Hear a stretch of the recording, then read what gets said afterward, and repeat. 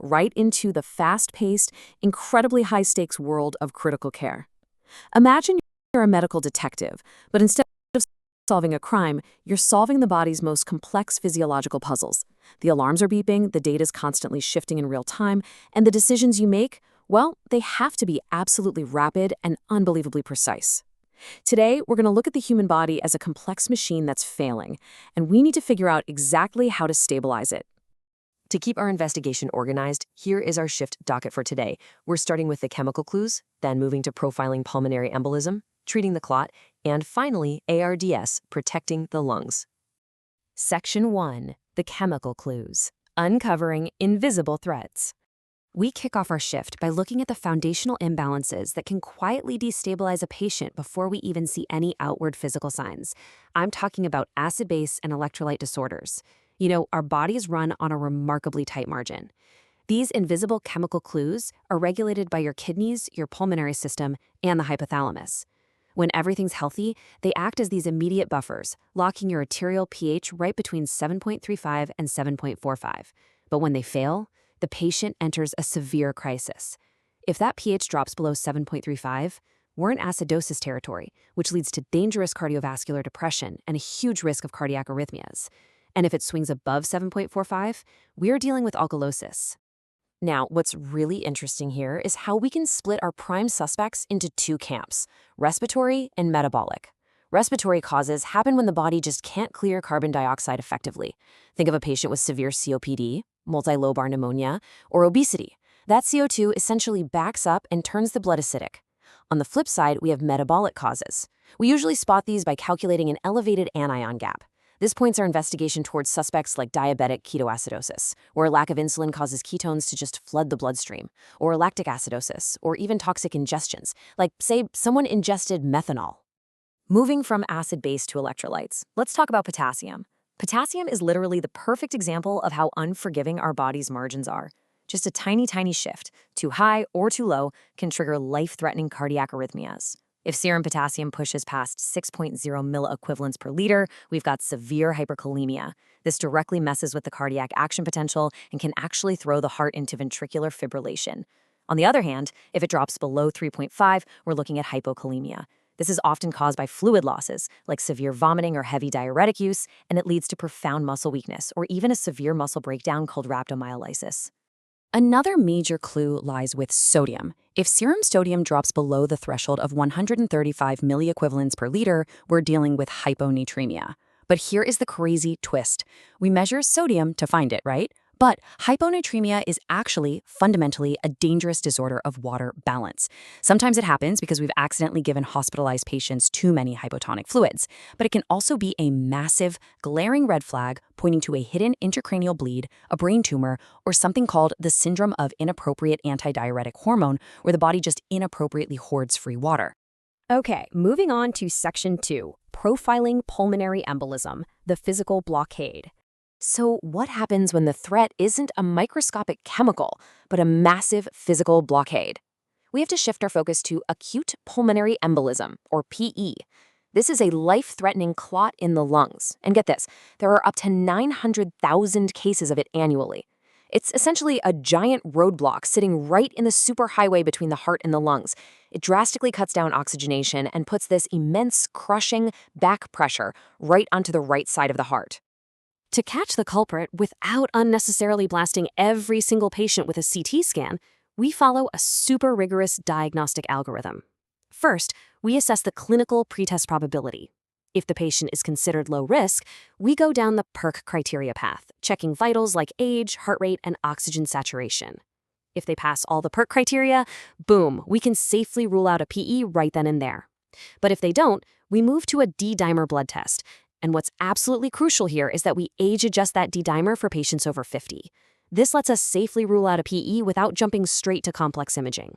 Once we actually confirm a clot with imaging, we have to transition from simply finding it to assessing the actual damage it's causing. Risk stratification becomes our best friend here. We categorize the PE into massive, submassive, or non-massive. See, we don't just treat the clot itself, we treat the physiological chaos the clot is causing. We look at three main pillars: hemodynamics, like their blood pressure, right ventricular dysfunction, which we check on an echocardiogram, and cardiac biomarkers, specifically troponin and proBNP, which tell us if the heart muscle is literally being injured as we speak. Let's break those categories down. A massive PE is our absolute worst-case scenario. We're talking prolonged low blood pressure, a systolic under 90 for more than 15 minutes, or the patient is actively in cardiac arrest. On the flip side, a non-massive PE means the patient is stable and their heart isn't showing signs of strain. But that middle category, submassive, that is the trickiest one for us detectives. A submassive PE means the patient's blood pressure looks totally fine on the monitor, but their right heart is silently straining under the pressure, and cardiac enzymes are leaking into their blood. They might look okay right now, but they could crash at any second. Section 3, treating the clot. Hemodynamics and interventions. Now that we know what we're up against, we enter the most critical phase, the real-time decisions required to keep that heart pumping. If the right heart is failing, we use a strict if-then hemodynamics sequence. Step 1, we optimize preload with judicious crystalloid fluids, but we have to be incredibly careful. Pumping too much fluid into a strained right ventricle will literally cause it to just give up and fail. Step 2, if we need to maintain pressure, we step up to a vasopressor, usually norepinephrine, to make sure the coronary arteries keep feeding the heart itself. And step 3, if the heart is still failing, we bring in dobutamine to directly augment cardiac output by forcing the heart to squeeze harder. And that brings us to the ultimate fork in the road for massive and high-risk submassive PEs. Do we bust the clot with heavy-duty drugs or go in and physically remove it? We have to rapidly look for contraindications. If a patient has active bleeding, a recent stroke, or recent brain surgery, systemic clot-busting drugs, thrombolysis, are an absolute no-go. Why? Because they could trigger a fatal brain bleed. No way we risk that. So in those cases, we pivot immediately. We call up interventional radiology for a catheter-directed thrombectomy, where they thread a wire directly into the lung and physically suck the clot right out. Oh, and while we're doing all of this, we actively try to avoid intubation if we possibly can. Now, I know intubation is usually seen as this ultimate life-saving measure, right? So it's totally wild to think that the ventilator itself, because it changes the pressure inside the chest, can actually trigger immediate cardiovascular collapse in a TE patient. But if their respiratory system is completely failing and we have no choice, we prepare for the worst. We use cardiostable induction meds like etomidate or ketamine, and we actually pre-start those vasopressors like norepinephrine before we even push the sedation. We have to prevent that blood pressure from bottoming out. Section 4, RDS, protecting the lungs, the ultimate battleground. Welcome to the ultimate battleground of the ICU. Acute respiratory distress syndrome, or ARDS. This is when the lungs become severely inflamed, boggy with fluid, and they just stop exchanging oxygen. The ventilator is keeping the patient alive, but guess what? It can also shred the lungs if we aren't careful. So we follow strict rules of engagement. First, incredibly low tidal volumes, less than 6 milliliters per kilogram of ideal body weight. Just tiny, gentle breaths to keep airway plateau pressures under 30 centimeters of water. And for moderate to severe cases, we literally flip the patient completely over onto their stomach, prone positioning. We leave them like that for at least 12 hours a day to open up the collapsed air sacs at the back of the lungs. It is a total game changer for oxygenation. But in critical care, what we decide not to do is often just as important as what we actually do. The current guidelines firmly toss out a few older therapies that we used to think were helpful. We do not use high-frequency oscillation ventilation anymore, and the guidelines suggest we skip inhaled nitric oxide. The data just doesn't support them for routine ARDS management. Everything we do here has to be strictly evidence-based, no exceptions. Now, if the lungs are still struggling despite our protective ventilation and prone positioning, we have to escalate.